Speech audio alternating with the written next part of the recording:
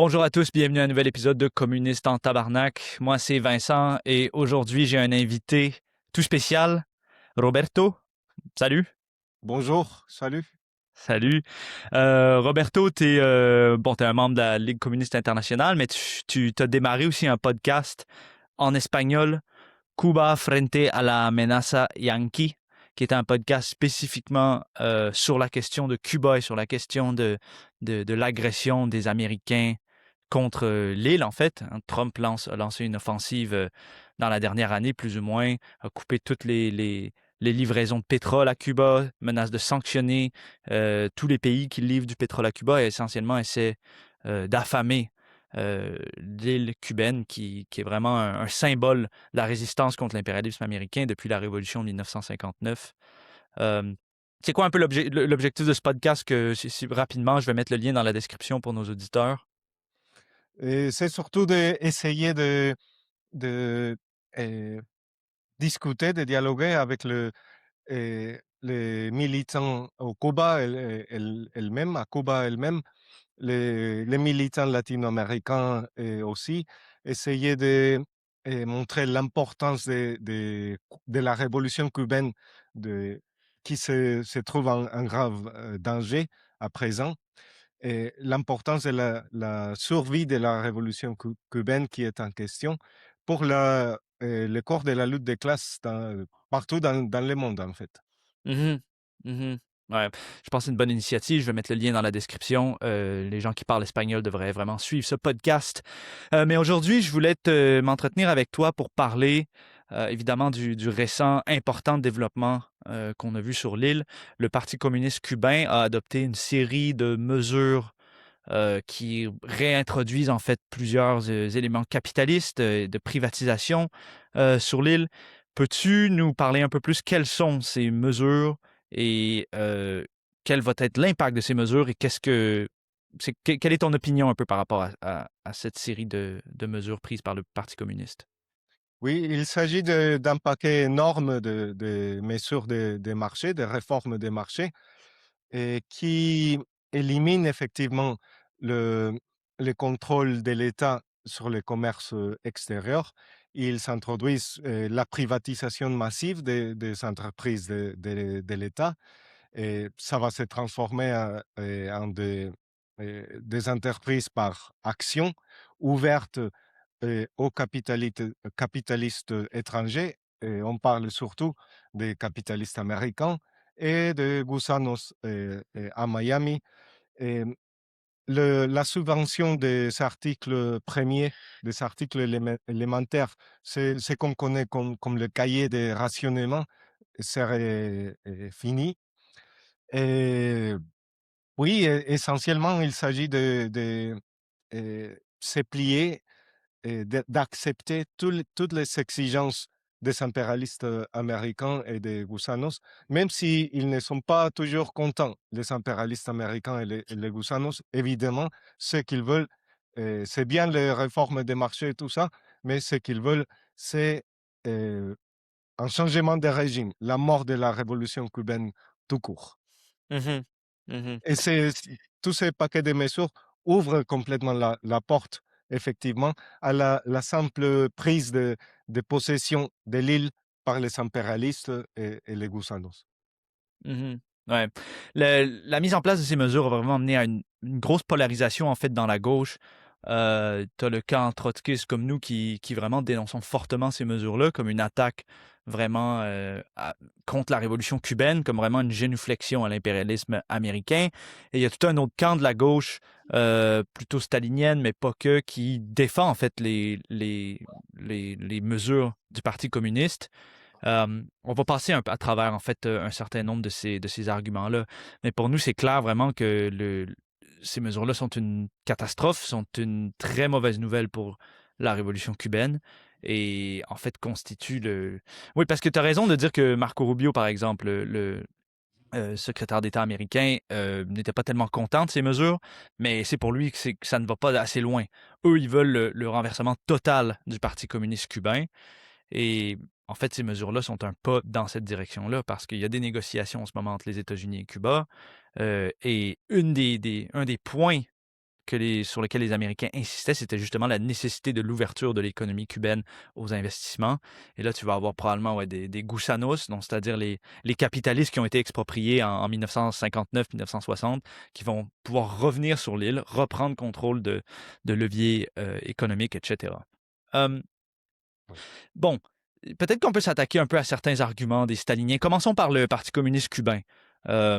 Euh, Diaz-Canel a insisté, lui, que dans son discours à l'Assemblée nationale, qui a adopté ces mesures-là à l'unanimité, d'ailleurs, que ces mesures-là ne sont pas un abandon du socialisme, que, en fait, ces mesures vont être complémentaires à la construction du socialisme, qu'on construit le socialisme dans des conditions concrètes et non pas imaginées, et donc qu'elles sont compatibles, en fait, avec la maintenance de la révolution cubaine. Quelle est ta réponse à ça? Bon, ma réponse, c'est, je crois, assez évident. On ne peut pas construire le socialisme, surtout dans une toute petite île à 150 kilomètres de Miami. On ne peut pas construire le socialisme dès la main avec les impérialistes américains et les gusanos. Donc, il faut pas, je crois, trop parler des gusanos. Tout le monde sait qu'ils cherchent la vengeance. Tu vois. Ils veulent récupérer leur ancienne possession, etc. On ne peut pas construire le socialisme de la main avec les impérialistes, tout simplement. Et c'est vrai que Cuba est dans une situation catastrophique à cause, premièrement, du blocus impérialiste, de l'embargo impérialiste. Mais toutes les décisions du Parti communiste, en fait, euh, ont allé dans le mauvais sens. Privilégier le tourisme, l'inversion étrangère, au lieu de chercher à développer l'industrie. Aujourd'hui, il se trouve avec une base industrielle presque inexistante dans la mesure où il y a l'industrie, c'est complètement vétuste. C'est pour ça que en plus, évidemment, le blocus au pétrole, rien ne marche aujourd'hui au Cuba. Et l'agriculture ne marche pas, etc. C'est évident que Cuba a besoin d'un changement radical urgentement. La question, c'est dans quel sens? On verra à droite vers les impérialistes et les gusanos ou à gauche vers la classe ouvrière. Mhm, mhm.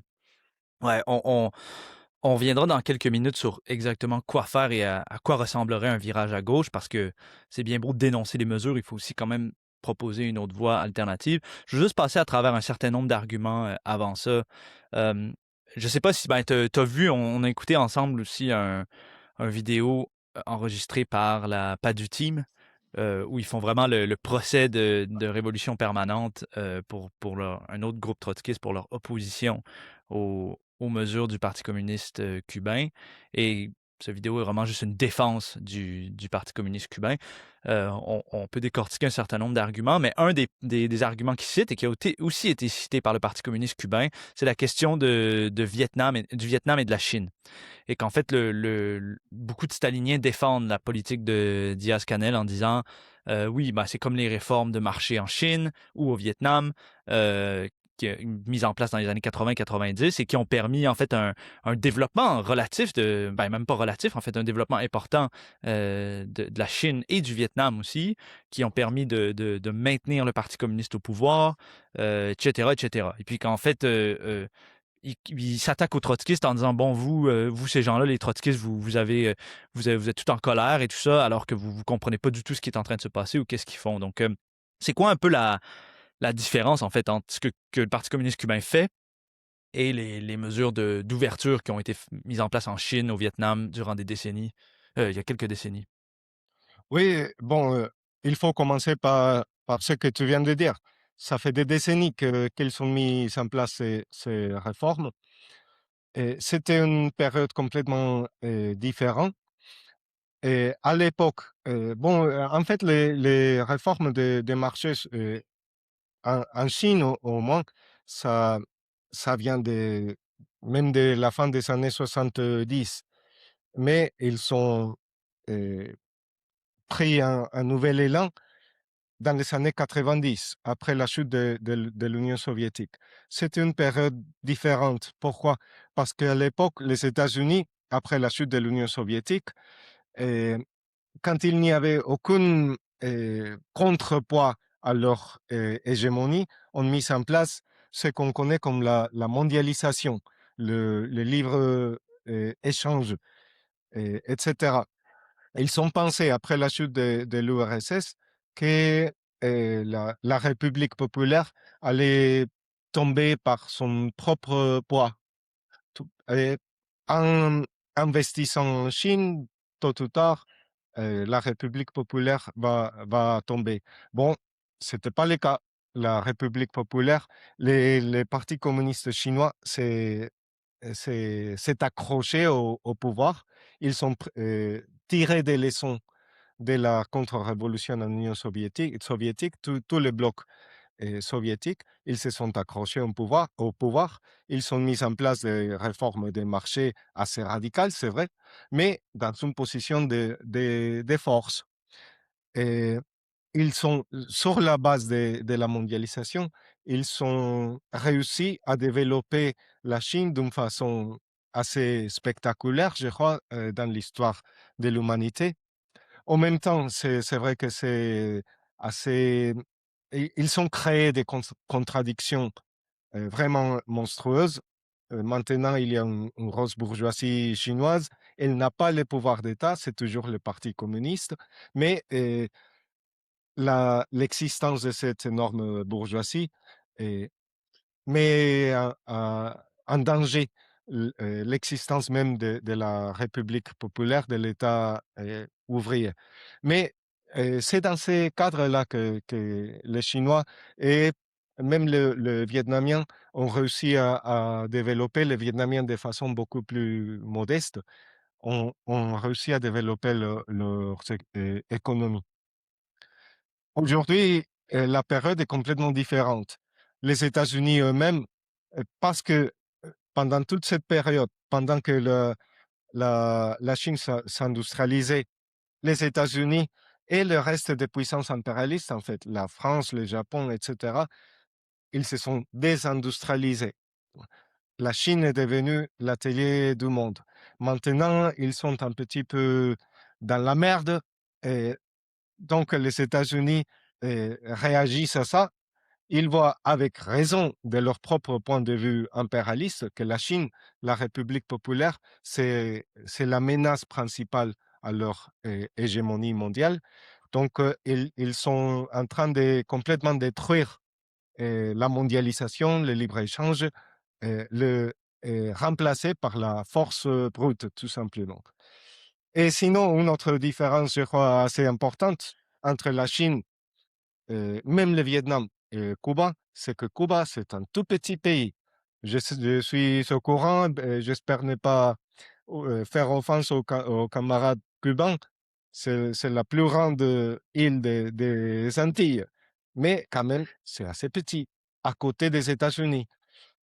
Tandis que la Chine, c'est un pays immense de l'autre côté du Pacifique, comme c'était en fait aussi le cas de l'Union soviétique à l'époque. Aujourd'hui, parce que c'est une période complètement différente et aussi à cause de le fait que Cuba est juste à côté des États-Unis, ça ne va jamais marcher. Les Américains ne vont jamais permettre à Cuba de se développer. Donc, les modèles chinois, vietnamiens, ça n'a rien à voir, à mon Mhm. avis. Mhm. Non, c'est vrai. Je pense que l'argument sur le Vietnam et la Chine est vraiment mauvais. En fait, c'est ne pas comprendre du tout le contexte, mais surtout les rapports de force. Comme tu as dit, la Chine et le Vietnam ont fait ces réformes dans une position quand même de force par rapport à l'impérialisme, qui ne pouvait pas vraiment les envahir, sur lequel la pression qu'ils pouvaient mettre sur la Chine était limitée, en fait. Et la Chine a accéléré ses réformes après le massacre de Tiananmen aussi, quand le prolétariat avait été maté, quand ils étaient bien en selle au pouvoir, c'est là qu'ils ont vraiment ouvert aux capitaux selon leurs propres termes.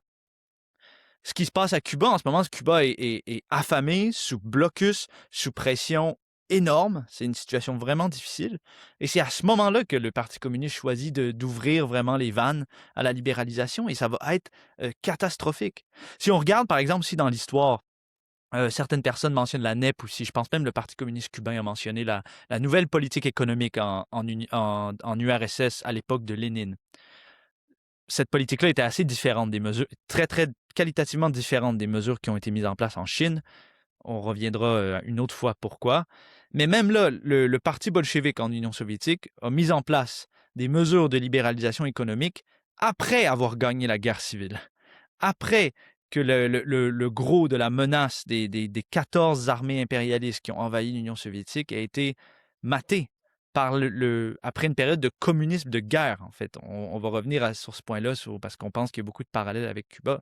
Donc, les mesures de libéralisation qui étaient présentées par Lénine comme une retraite temporaire ont été mises en place quand il y avait une certaine sécurité pour la survie de l'État soviétique.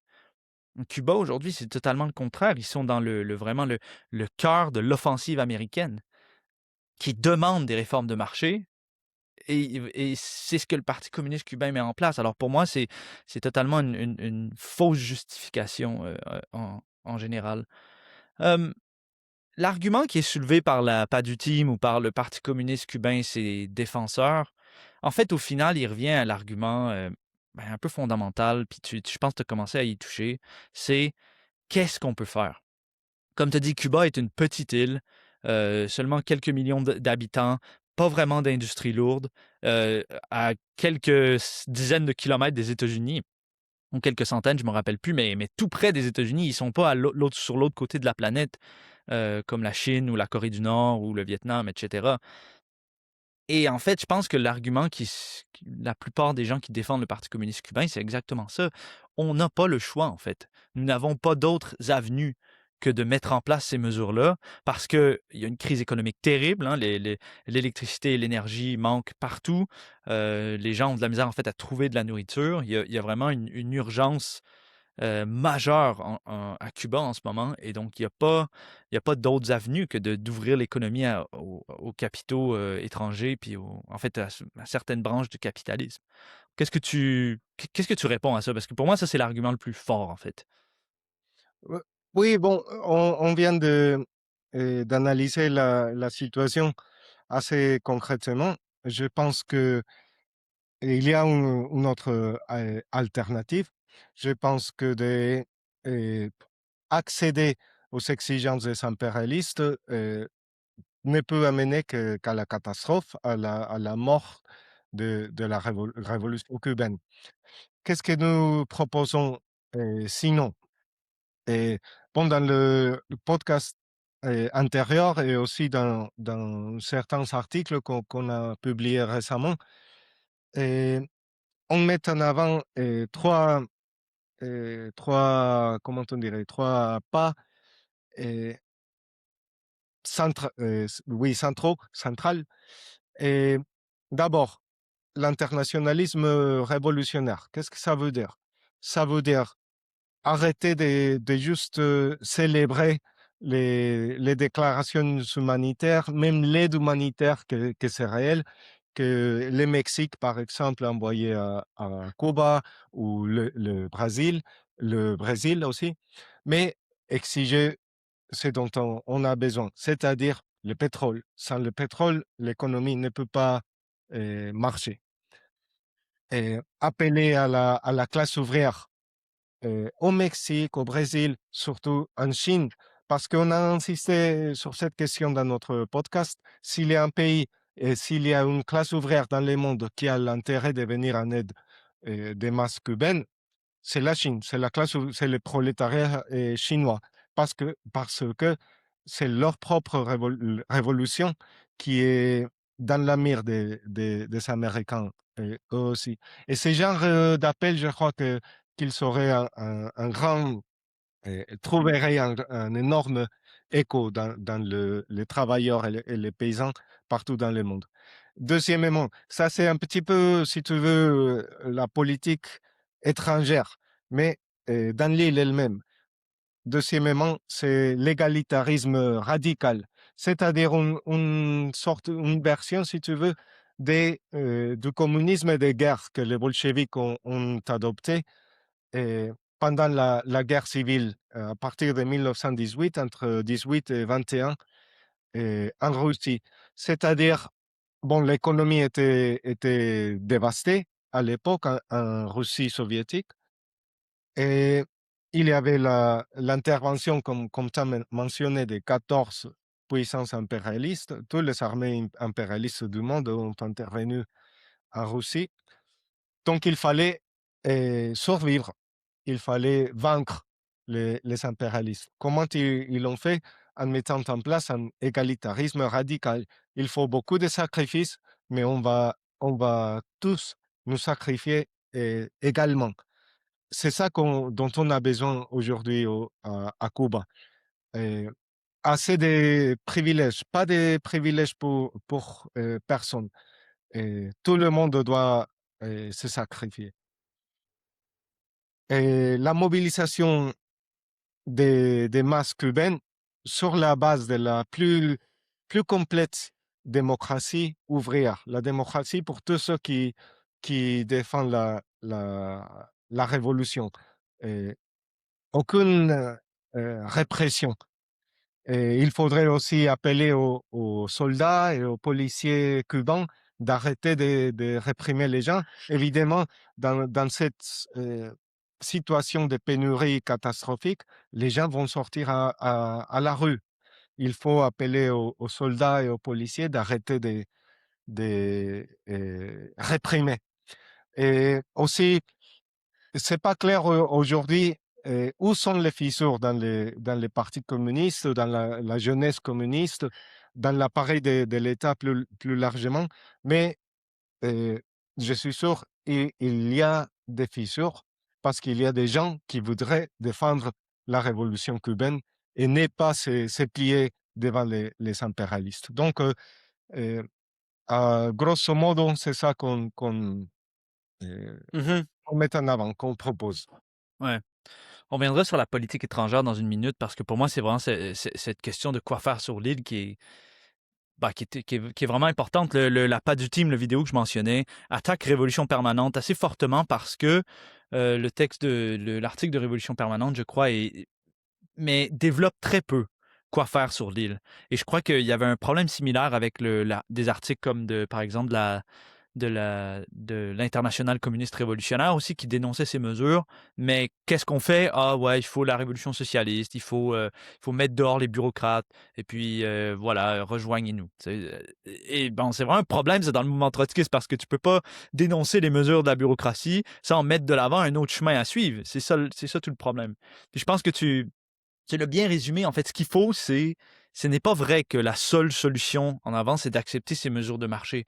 Et d'ailleurs, il y a des voix qui se sont élevées à Cuba parmi certains intellectuels, parmi certaines branches du PC qui ne le disent pas ouvertement, mais on peut détecter des signes parfois de gens qui, en fait, refusent ces mesures, qui sont en fait plus ou moins une génuflexion à ce que les Américains demandaient.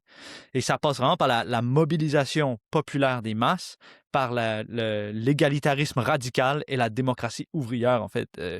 Je pense que tu l'as très bien fait. Il y a beaucoup de gens à Cuba, en fait. Un des dangers principaux de la révolution, c'est qu'ils ne voient pas qu'est-ce qu'il y a à défendre dans ce régime, malheureusement. Oui, il y a de la propagande des impérialistes, etc., mais il y a aussi un certain cynisme parce que c'est la misère économique, parce qu'il y a quand même une couche du Parti communiste qui obtient certains privilèges, et le pays semble juste être en stagnation. Donc, pour vraiment aller contre ce courant, puis convaincre la masse de la population de la nécessité de défendre la révolution, il faut vraiment un tournant radical. Éliminer tous les privilèges, de vraiment faire comprendre à la population que on est tous ensemble dans le même bateau, qu'il n'y a personne qui va obtenir plus, il n'y a personne qui va exploiter d'autres, que oui, ça ne va pas éliminer toute la pauvreté, mais au moins ça va convaincre la population que peut-être qu'il y a quelque chose à défendre, en fait, dans cette révolution. Je pense aussi, mais justement, le cours qui est lancé par le Parti communiste est exactement le contraire, en fait. Ce que ça va faire, c'est augmenter les inégalités, augmenter le pouvoir des capitalistes, augmenter aussi les privilèges de plusieurs sections, de plusieurs couches de gens dans l'appareil d'État, et démoraliser davantage les masses qui se retrouvent totalement atomisées face à la réintroduction de la propriété privée dans un paquet de, de, de couches de l'économie. Et donc, c'est vraiment désastreux. Ça va renforcer ce cynisme. Mais en fait, qu'est-ce que ça va faire? C'est que ça va semer l'idée que si on va avoir le capitalisme à Cuba de toute façon, pourquoi est-ce qu'on conserve le Parti communiste? Quel est l'intérêt du Parti communiste? C'est en fait ça que ça va en fait amener, cette conscience-là. Pourquoi le Parti communiste si on va avoir le capitalisme de toute manière? Et donc, je pense que cette analogie avec le communisme de guerre est important parce que c'est une situation d'urgence, c'est une situation qui nécessite de vraiment remobiliser les masses populaires au sens le plus large possible. Mais ça, évidemment, pour les gens comme du Parti communiste, dans les hauts niveaux du Parti communisme ou leurs défenseurs comme la Team, pour qui la politique, c'est seulement de défendre les politiques de ces organisations-là, c'est impossible. Mais en fait, peut-être pourquoi en fait le Parti communiste ne fait pas ça? C'est une bonne question en fait. Tu sais, on vient de parler justement de l'égalitarisme radical, de la mobilisation populaire. Pourquoi c'est pas ça que le Parti communiste fait? C'est pas parce ils ont pas pensé quand même ou ils connaissent pas la révolution. Hein, Bon, je crois, la raison, pour laquelle ne le font pas, c'est qu'il s'agit en fait d'une bureaucratie assez, basée sur la petite bourgeoisie, assez hostile à la classe ouvrière, une bureaucratie privilégiée comme tu l'as dit. Je crois, heu, l'armée contrôle directement quelque chose comme 70 de l'économie, notamment tous les revenus du tourisme. Maintenant, le tourisme a collapsé, lui aussi. Mais pendant 20-30 ans, c'était l'armée qui profitait directement de tout ça sans aucun contrôle. Et, pour les dirigeants, les échelons supérieurs de la bureaucratie, tout simplement, euh, il essaie de se balancer entre d'un côté les impérialistes, de l'autre côté euh, les travailleurs. Donc, c'est ce qu'ils font en essayant de maintenir ce jeu d'équilibre. En fait, c'est de saper à chaque pas euh, les conquêtes, les acquis de la révolution cubaine. Mais je voulais juste mentionner aussi, c'est vrai que il y a beaucoup de faiblesses dans l'intervention de la gauche. Tu as mentionné l'international communiste révolutionnaire et les camarades de révolution permanente aussi, parce qu'ils tendent ils ont une tendance vers l'abstraction. Ils se rendent compte que avec ces réformes des marchés, les jours de la révolution cubaine sont comptés, mais ils n'arrivent pas à mettre en avant un programme concret. Mais là-dessus, il y a des camarades à Cuba même qui ont, euh, je crois, présenté un programme assez correct, assez proche du nôtre. C'est les camarades de Comunistas Cuba. Il parle aussi de fin des privilèges. Il s'exige la fin des négociations secrètes avec les impérialistes, la publication des négociations qu'il y a eu des accords qu'il y a Hum, eu jusqu'à présent, parce que personne ne sait ouais, ce qui s'est passé. ouais, c'est Bon, important ça. Et oui, ça oui. contraste avec comment les bolcheviks, en fait, faisaient la diplomatie, hein, aussi au début de la révolution d'octobre. C'était des débats ouverts et sur la survie de la révolution. Mais à Cuba, aujourd'hui, on n'a aucune idée qu'est-ce qui se discute, en fait, derrière les portes closes. Exactement. Et tous ces, comment on dirait, je sais pas, vocabulaire creux, non, c'est des laments avec les impérialistes, c'est un accédant à tous les exigences des impérialistes qu'on va avancer dans le socialisme. Tous ces langages creux démoralisent la révolution, la population cubaine, discrédite les partis communistes, discrédite le communisme il-même. Et je crois que c'est une des raisons pour laquelle je crois qu'il y a beaucoup de démoralisation aujourd'hui à Cuba. Et c'est pour ça qu'il est urgent que on construise une opposition de gauche qu'on présente une alternative crédible, concrète au cours actuel de la bureaucratie cubaine. Mhm.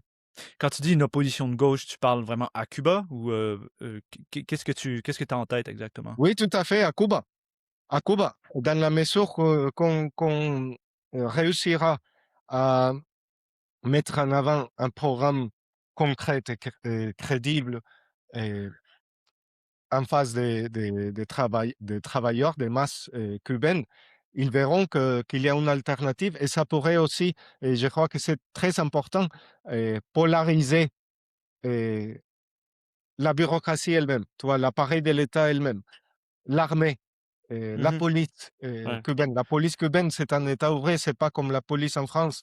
Non, on peut la, on peut la diviser, on peut gagner des Ouais. camarades de la police, même de la police à Cuba, Ouais. du Et les côté des membres et les travailleurs, membres du Parti communiste cubain aussi, qui est un parti bien massif, sûr. hein?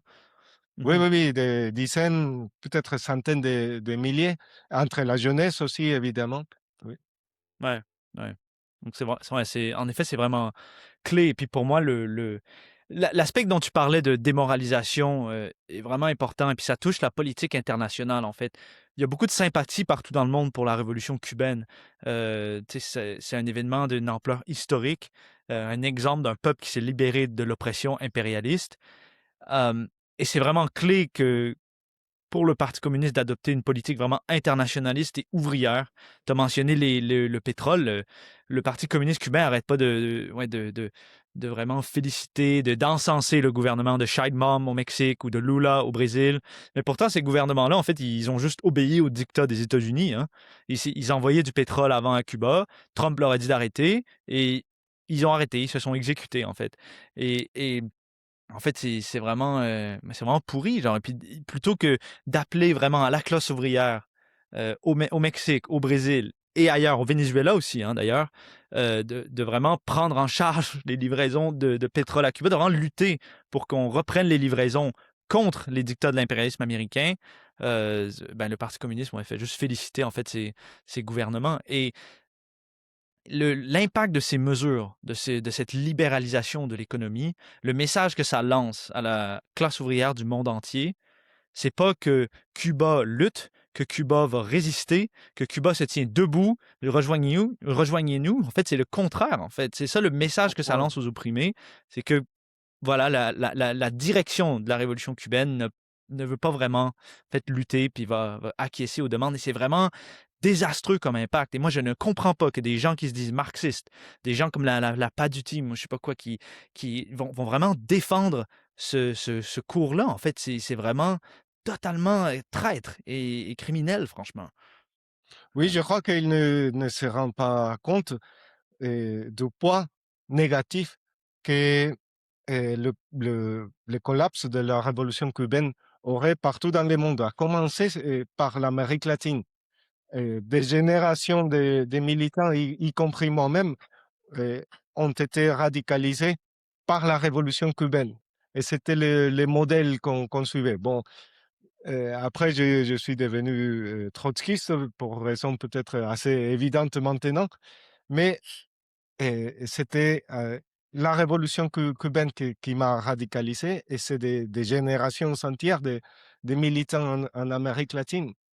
Donc, ça aurait un impact vraiment négatif aujourd'hui, surtout face à l'offensive globale de l'impérialisme américain pour rétablir son hégémonie par la force brute. Ouais. En fait, ce que les défenseurs de la politique du Parti communiste et les dirigeants du Parti communiste cubain ne comprennent pas, euh, c'est que aujourd'hui la défense de la révolution cubaine contre l'impérialisme américain nécessite une lutte contre le cours du Parti communiste cubain. Et en fait, c'est tous ces gens-là qui parlent ah oui le Vietnam et la Chine, c'est pas du tout ça qui est en train d'arriver à Cuba. En fait, ce qui est en train de se produire à Cuba, c'est beaucoup plus proche que ce qui s'est produit en Union soviétique à la fin des années 80. Je sais pas si tu veux élaborer un peu sur ça, avec la perestroïka et vraiment ce qui s'est produit à. Oui, oui, dans les années 80, l'Union soviétique traversait une crise économique et aussi une crise sociale. Et, euh, vraiment, il y avait beaucoup de cynisme par rapport au discours des dirigeants soviétiques. On va construire le socialisme, non, on est déjà dans le socialisme, etc., etc. Mais donc, Gorbatchev, milieu des années 80, 85, 86, il a lancé ce programme de réforme des marchés, de libéralisation de l'économie, et d'aperture à l'investissement étranger, qui s'appelait la perestroïka ou restructuration. Et bon, une grosse différence encore. Je veux faire un parallèle plus que ou un contraste plus qu'une analogie, parce que en Union soviétique, euh, l'Union soviétique, c'était un pays immense, évidemment, comme la Russie reste aujourd'hui un pays immense. Ces mesures de et aussi, l'Union soviétique avait une base industrielle assez importante, un petit peu vétuste déjà dans les années 80, mais très importante. Et du début de la perestroïka au collapse total, il y a quelques années quand même, 6, 7 années. Mais c'est là où ça conduit, parce que la bureaucratie elle-même était complètement démoralisée, elle-même. Et ils se sont tout simplement pliés au dictat des impérialistes. Une décision cruciale de Gorbatchev lui-même en Union soviétique, c'était de euh, donner, comment on dirait, oui, donner la RDA, Mhm. l'Allemagne de l'Est, aux impérialistes. Ouais, l'abandonner vraiment aux impérialistes, ouais. Oui, allez, reprenez l'Allemagne de l'Est, la réunification capitaliste. Et ça a conduit directement au collapse de l'Union soviétique elle-même.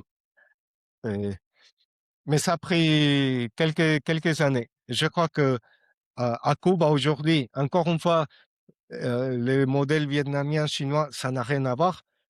On ne peut pas parler de quelques années. Non, ça va être quelques mois, peut-être encore moins, si on continue sur ces trajets. Mhm. Ouais. C'est vraiment pour moi les gens qui défendent cette décision n'ont vraiment rien appris en fait de l'histoire. De la destruction de l'Union soviétique était une catastrophe historique pour tous les travailleurs. D'ailleurs, notre propre organisation a vraiment lutté durement contre la contre-révolution en Allemagne de l'Est, puis en Union soviétique comme telle. Euh, mais ça s'est fait, oui, c'était sous la pression de l'impérialisme, mais ça s'est fait par une aile de l'appareil du Parti communiste d'Union soviétique qui a en fait liquidé vraiment la révolution. Et le danger qui se propage à Cuba, bien sûr, l'Union soviétique et Cuba sont dans des situations extrêmement différentes, mais c'est le même danger qui se profile à Cuba comme tel. Et le premier pas de ça, ce sont exactement ces mesures d'ouverture absolument, euh, la porte toute grande ouverte aux capitaux étrangers, aux impérialistes américains, etc., etc. Et c'est vraiment d'être totalement aveugle et ignorant des leçons d'histoire et aveugle à ce danger que de juste dire ah oui, le Parti communiste cubain doit savoir qu'est-ce qu'ils font, il n'y a, y a pas de problème. Ouais. Et puis, tu sais, ils accusent les trotskistes justement de. L'accusation que les staliniens font aux trotskistes, c'est que ah oui, vous dénoncez toujours la direction du Parti communiste cubain alors que c'est eux qui sont aux premières lignes de la lutte contre l'impérialisme américain. C'est eux qui sont. Tu sais, c'est la direction des masses cubaines. Oui, Mais je oui, sais pas, qu'est-ce que tu en réponds? fait, en fait, on a parlé de ça dans le dernier épisode du podcast en espagnol. Et nous sommes intervenus, surtout dans la RDA, parce que l'aperture du mur, c'était pas vraiment planifié par la bureaucratie. Et mais ça a permis l'intervention des révolutionnaires dans la situation qui s'est développée. C'était très ouverte en RDA. C'était pas donné que ça allait vers la droite, vers la contre-révolution. Donc, on est intervenu Et avec toutes nos forces assez modestes, mais on s'est vraiment mobilisé à l'époque, notamment en décembre 98, les nazis, les fascistes ont désécré un monument soviétique en Berlin de l'Est, à Treptow, ça s'appelle. Et nous avons appelé à une mobilisation euh, en défense de la RDA contre la contre-révolution et contre le nazisme. On a appelé on a, oui, on a appelé, on a discuté avec les officiers de l'armée soviétique présents en RDA. On a discuté avec les partis staliniens dirigeants en RDA. Ils ont accepté de se mobiliser. Résultat, il y avait un quart de million de personnes le 3 janvier 1989 en défense de la RDA, en fait. Euh, Mhm. des milliers de travailleurs et des soldats, en fait, surtout est-allemands de l'Allemagne de l'Est, mais aussi des soldats soviétiques qui se sont mobilisés en défense de la RDA. Résultat, c'est à partir de cette date que de cette mobilisation que Gorbatchev a décidé de vendre la RDA aux impérialistes. Et il faut euh, tenir ça en compte. Si on réussit au Cuba à construire une opposition de gauche, euh, il y aura, si on réussit à polariser le Parti communiste, il y aura une aile qui va essayer de, comment on dit, tu vois, una puñalada por la espalda, comment on dit ça, tu vois. De vraiment poignarder dans le dos toute la révolution. Hein. Exactement, exactement. Il faut tenir ça en compte et Ouais, apprendre les leçons de l'histoire. ouais. Tu sais, en fait, toutes les théories staliniennes et les discussions sur le centre et la périphérie, etc., tout ce que ça évacue, en fait, c'est la lutte de classe qui se produit au sein de la lutte anti-impérialiste. Il y a la lutte entre les peuples opprimés et l'impérialisme, évidemment, mais il y a aussi une lutte au sein du camp anti-impérialiste entre le désir des masses, les besoins des masses ouvrières et paysannes, et souvent leur direction, qui bénéficie de certains privilèges, qui est beaucoup plus conservatrice, qui cherche à concilier l'impérialisme. Et quand vient une pression énorme, en ce moment, l'impérialisme met une pression énorme, les masses sont assez démoralisées. Euh, euh, euh, la trajectoire actuelle, c'est vraiment de la direction du PC de vendre la révolution, de la poignarder dans le dos. Et c'est pour ça que c'est nécessaire de comprendre que s'il n'y a pas une mobilisation des masses ouvrières et paysannes qui vient d'une opposition de gauche, comme tu dis, qui montre un autre chemin, eh bien, ces gens-là vont continuer sur le même chemin hein, jusqu'à ce que toute la révolution cubaine soit liquidée. C'est ça la dynamique des événements. Donc, c'est pas les réformes de marché des années 90, ça n'a rien à voir. C'est vraiment la marche grand V vers la destruction de la révolution. Et Oui, donc, tout à fait. qu'est-ce que tu dis un peu à ces gens-là, en fait, parce que beaucoup de gens défendent Cuba, mais ça fait des années, des fois des décennies, ils défendent Cuba en défendant la politique du Parti communiste cubain, en fait. Qu'est-ce que tu leur dis? Bon, il faut faire comme un mec pas de team répète et répète et répète. Il faut faire l'analyse concrète de la situation concrète. La Hum, réalité, c'est que toutes les mesures du Parti communiste cubain, depuis la période spéciale, c'est-à-dire depuis la chute de l'URSS, ont conduit à la croissance, l'augmentation d'inégalités, ont conduit à l'aliénation surtout de la jeune génération par rapport à la révolution cubaine, parce qu'ils n'ont pas connu les acquis de la révolution cubaine, en quelque sorte. Tu vois. Ils ont connu une version vraiment euh, édulcorée de ce qui était la révolution cubaine à un moment donné. Ils sont, oui, conduits à la démoralisation, à la pénétration impérialiste, à la destruction de l'industrie. Ils sont conduits petit à petit à la catastrophe. Aujourd'hui, ils sont en train de faire un pas gigantesque, qualitatif, juste renoncer.